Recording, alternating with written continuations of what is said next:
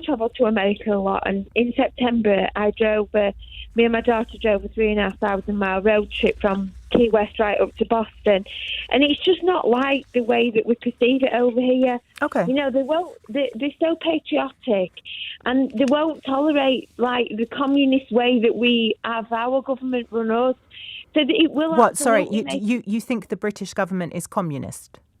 Yeah, I do. Yeah, I think. What are you basing that on? What are you basing that on, Marie? Because we don't have no say on anything at all.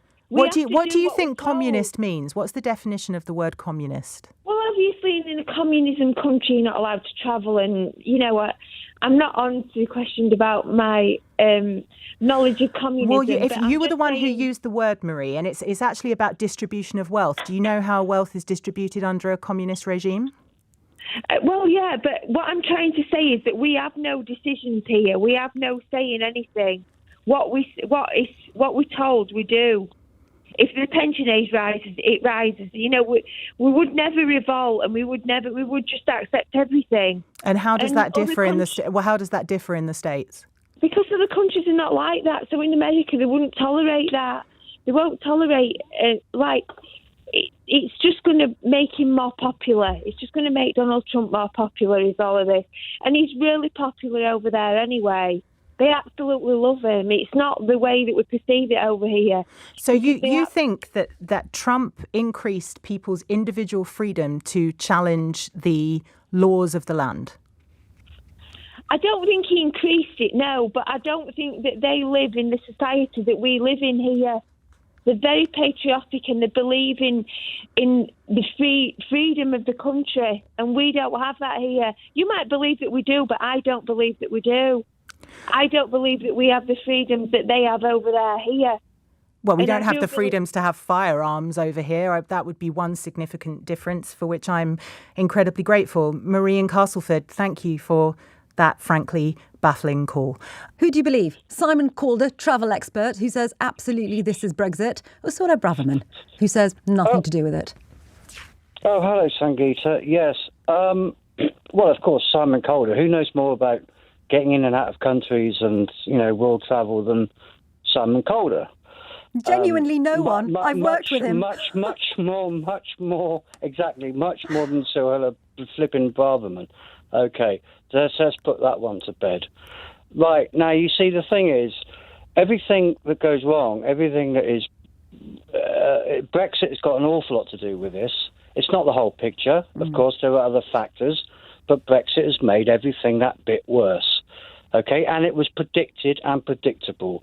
Back in the 2016 campaign, you know, the people who knew what they were talking about, they predicted all of this, whether it be the crossings in Dover, or whether it would be the economy, or many, many other things. Okay, leaving the EU was the greatest con job that these people have inflicted on any country in human history. It's right up there. It's right up there in one of the greatest cons of all time.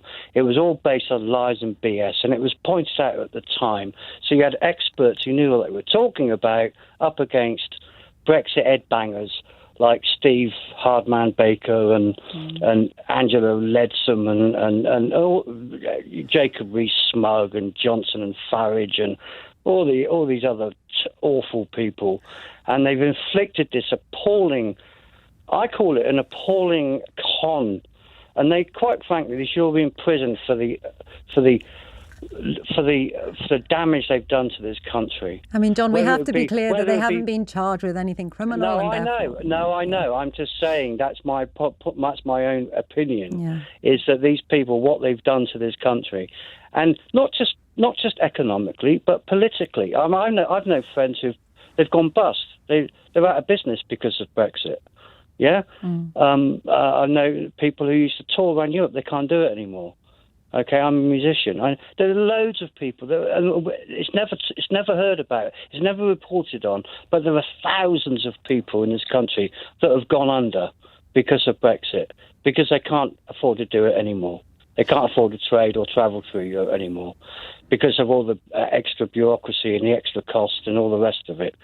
And this is just another symptom of it, what's happening in Dover right now.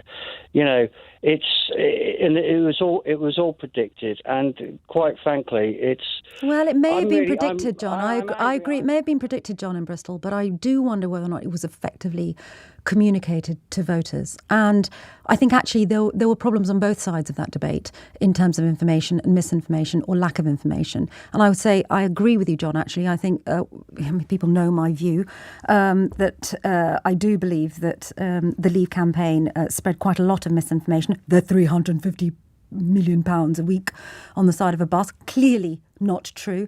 But did the Remain campaign do the job that it should have done? I actually don't think so. I think they did a pretty bad job, if I'm honest.